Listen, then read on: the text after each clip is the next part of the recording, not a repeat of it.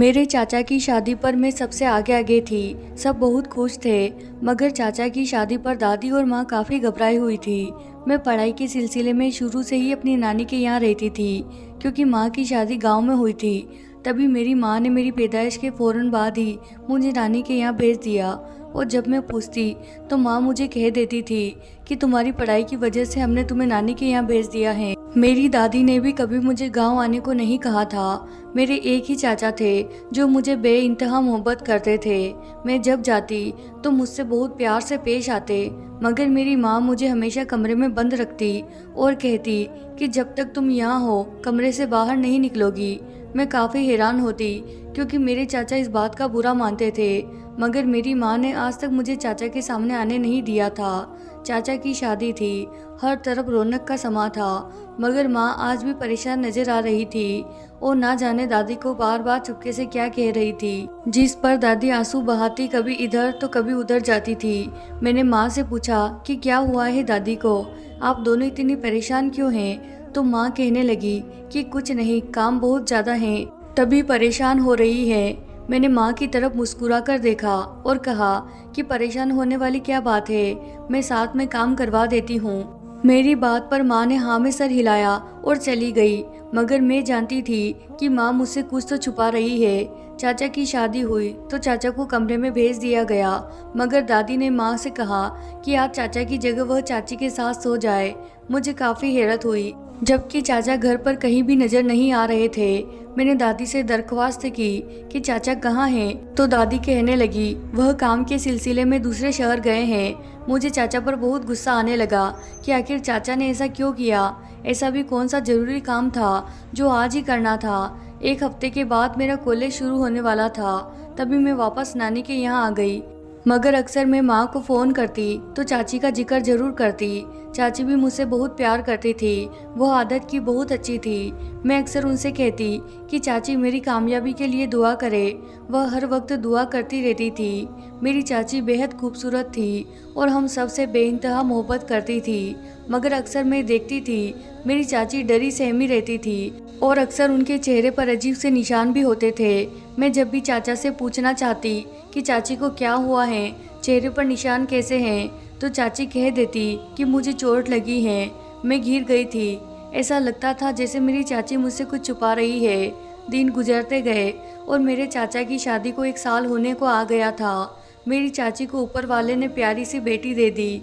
बेटी बहुत खूबसूरत थी। मैं जब दादी के घर चाचा की बेटी को देखने गई तो चाची अपनी बेटी का चेहरा किसी को देखने ना देती थी।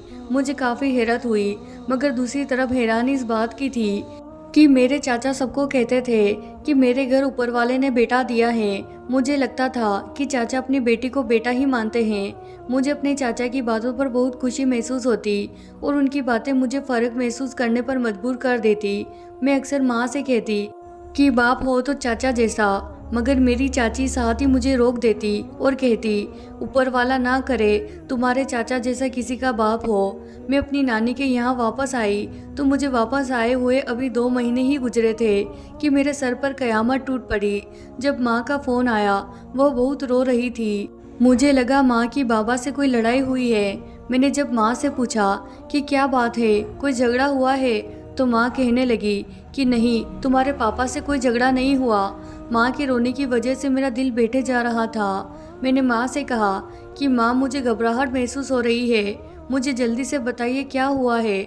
माँ कहने लगी तुम जल्दी से जल्दी गांव में पहुँचो, तुम्हारी चाची इस दुनिया में नहीं रही। यह खबर सुनकर जो कयामत मेरे सर पर टूटी थी, मेरे हाथ से फ़ोन नीचे गिर गया था। मुझे अपने कानों पर यकीन नहीं आ रहा था कि जो माँ ने कहा है वह सच है। मेरे अंदर तो इतनी हिम्मत भी बाकी ना बची थी कि मैं माँ से पूछ लूँ कि चाची को आखिर हुआ क्या है। मैंने रोते हुए नानी को सब कुछ हकीकत बताई। जल्द से जल्द गांव के लिए निकल गई।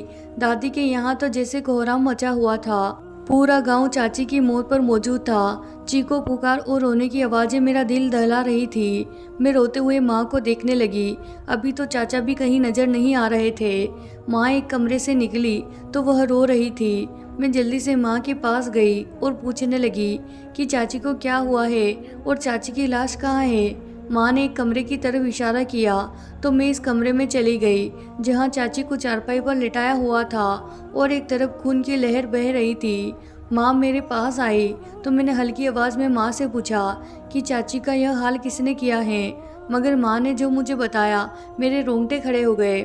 मेरे चाचा ने अपनी बीवी को कत्ल कर दिया था। मुझे यकीन नहीं हो रहा था कि मेरे चाचा ने मेरी चाची को मारा है। चाची को जैसे ही उठाकर ले जाया गया, दादी के घर में कोहराम सा मच गया था और सब कह रहे थे कि इसके पति को जल्द से जल्द सजा दिलवाई जाए, जिसका मतलब था कि पूरा गांव जानता था कि मेरी चाची का कत्ल मेरे चाचा ने ही किया है।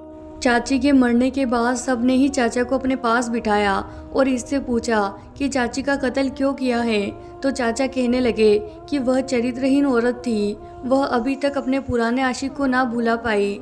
चाचा चाची के खिलाफ बातें कर रहे थे और इस पर इल्जाम लगाया कि वह अच्छी औरत नहीं थी, मगर हम सब जानते थे कि चाची बहुत शरीफ औरत थी।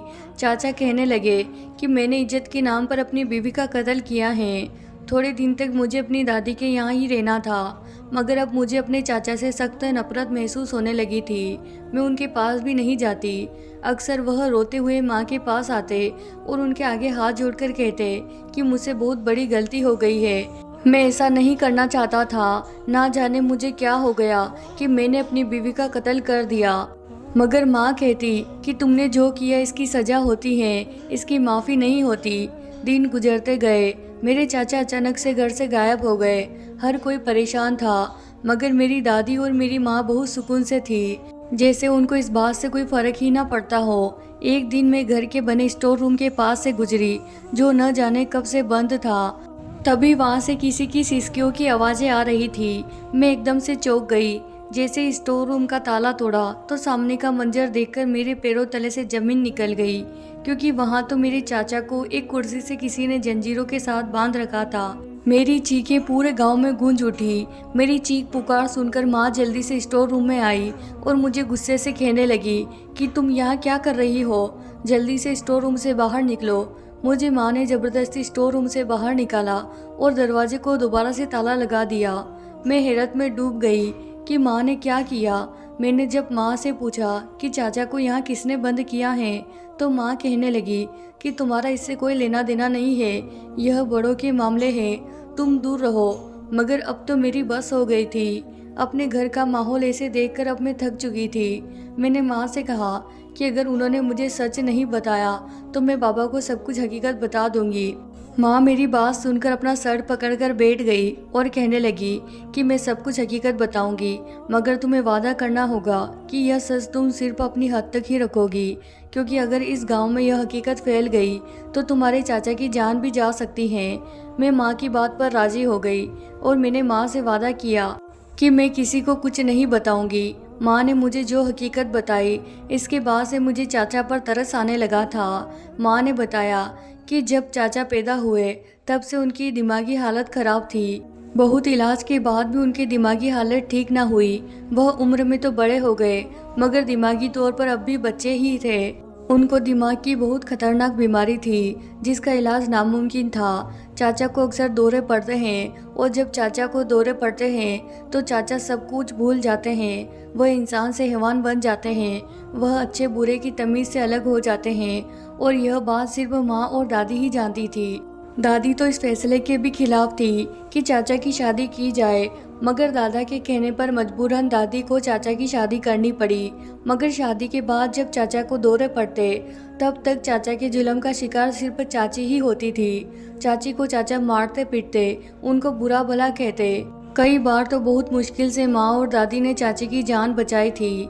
चाची अगर तैयार होते तो चाचा कभी उनकी बहुत तारीफ करते तो कभी उनसे जलते ही रहते। अक्सर चाचा कहते थे कि तुम अपने पुराने आशिक के लिए तैयार होती हो, मगर चाची तो बेकसूर थी। वह बहुत शरीफ थी। वह हमेशा रोती रहती और अपने चरित्र की सफाइयाँ पेश करती रहती। मगर एक रोज़ माँ और दादी गांव के एक फंक्शन में गए थे। चाचा की तबीयत खराब थी, तभी वह घर पर ठहर गई। चाचा को दौरे पड़े तो चाचा ने चाची को मारना शुरू कर दिया। घर पर कोई मौजूद नहीं था, तभी चाची की चीखें किसी तक पहुंच ना सकी।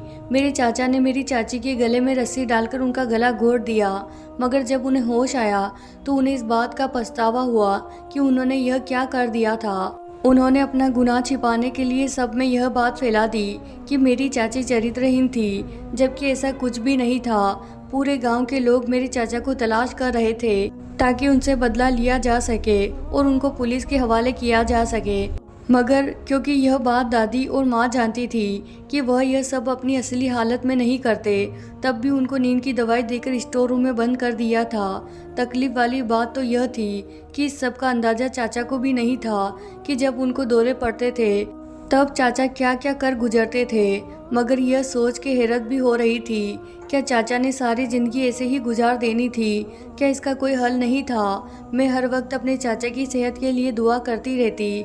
किसी इंसान को ऐसी जंजीरों में बंद करके रखना कोई आसान काम नहीं था और किसी इंसान का जंजीरों में कैद रहना भी आसान नहीं था। मैंने माँ को मशवरा दिया कि आप गांव के सरपंच से बात करें, वह यकीनन इसका कोई ना कोई हल निकालेंगे। मगर माँ भी डर गई थी। मैंने माँ से कहा कि बाबा से कुछ भी छिपाने की ज़रूरत नहीं है, वह उनके भाई है, वो अपने भाई के लिए कुछ बेहतर ही सोचेंगे। माँ को यह बात सही लगी, क्योंकि चाचा को सारी ज़िंदगी स्टोर रूम में बंद करके नहीं रखा जा सकता था। माँ ने जब बाबा से सारी बात करने का फैसला किया तो मैंने माँ को हौसला दिया कि सब कुछ ठीक होगा और सब मामला ऊपर वाले के ऊपर छोड़ दिया। माँ ने बाबा से बात करनी चाहिए तो मैं भी माँ के साथ चल पड़ी थी कि माँ को हौसला मिल सके। माँ ने बाबा से सारी बात कर दी। बाबा पहले तो हैरान हुए, फिर फूट फूट कर रोने लगे। बाबा ने माँ से कहा कि इतनी बड़ी बात तुमने मुझसे छुपाई और मैं कैसा इंसान हूँ कि अपने भाई की बीमारी को जान ही नहीं सका। काश मैं बाहर के मुल्क नहीं जाता और यहाँ रहकर ही अपने भाई का इलाज करवा सकता। लेकिन माँ ने भी तो कुछ नहीं बताया था। तभी मैंने बाबा से कहा कि अभी भी कुछ नहीं बिगड़ा है, चाचा का इलाज करवाओ और सबको यह हकीकत बता दो कि यकीनन सब चाचा के साथ हो जाएंगे और जो हुआ इसमें चाचा का तो कोई कसूर नहीं है। उन्हें तो अपना होश नहीं रहता तो किसी और का क्या होश रहेगा। माँ बाप को मेरी बात बहुत पसंद आई थी। बाबा ने सरपंच से बात करने का फैसला किया। जब बाबा ने सरपंच से बात की तो सरपंच ने बाबा का भरपूर साथ दिया और इसने कहा कि चाचा को जो भी बीमारी है इसका इलाज करवाया जाएगा। बाबा चाचा को लेकर बाहर के मुल्क चले गए ताकि गांव वालों को चाचा से कोई परेशानी ना हो और चाचा का वहां पर इलाज करवाने लगे, क्योंकि गांव के तमाम डॉक्टर ने चाचा की बीमारी को ला इलाज करार दिया था। मगर ऊपर वाला जिसे चाहे वैसे सही कर दे और जिसे चाहे सेहत छीन ले। 3 साल के अरसे में चाचा बिल्कुल ठीक हो गए थे। चाचा जब गांव वापस आए तो किसी को भी पहचान नहीं आ रहे थे। चाचा को जब पता चला कि उन्होंने अपनी बीवी का कत्ल कर दिया है तो वह हर वक्त रोते रहते हैं और चाची की कब्र के पास बैठे रहते हैं। बाबा ने उन्हें बहुत समझाया कि जो होना था हो गया, अब अपने बच्चों की तरफ ध्यान दो। मगर चाचा कहते कि काश मैं बीमार ना होता तो आज मेरी बीवी जिंदा होती। मेरी चाची की एक बहन और थी, इसकी शादी कहीं नहीं हो रही थी। चाचा को जब विश्वास का अंदाजा हुआ तो चाचा ने माँ से कहकर चाची की बहन के लिए रिश्ता भेज दिया। सब बहुत हैरान हुए तो चाचा ने कहा कि मैंने जो गुनाह किया है मैं इसका पछतावा करना चाहता हूँ। यकीनन उस वक्त होश में नहीं था, मगर गुनाह तो हुआ ही है। मैं अपनी साली से शादी करके इसको एक नई ज़िंदगी देना चाहता हूँ और फिर वह मेरे बच्चे का भी ध्यान रख सकेगी। मुझे चाचा की सोच पर बहुत गर्व महसूस हुआ। दिल में मेरे जितनी भी चाचा को लेकर नफरत थी वह सब खत्म हो चुकी थी। चाचा ने अपनी साली से शादी की तो वह भी बहुत अच्छी औरत थी। चाचा का और उनके बच्चे का बहुत अच्छे तरीके से ख्याल रखती थी। मेहमान के आने जाने पर उनकी सेवा करती थी। मेरी माँ की बहुत इज्जत करती थी। माँ भी चाची से बहुत मोहब्बत करती थी।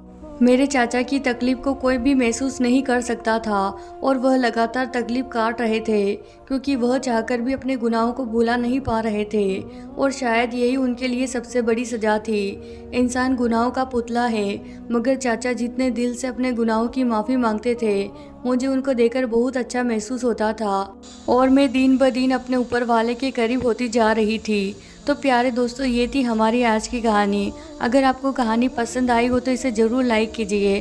साथ ही अगर आप हमारे चैनल पर नए हैं तो इसे सब्सक्राइब करना बिल्कुल ना भूलें। धन्यवाद दोस्तों।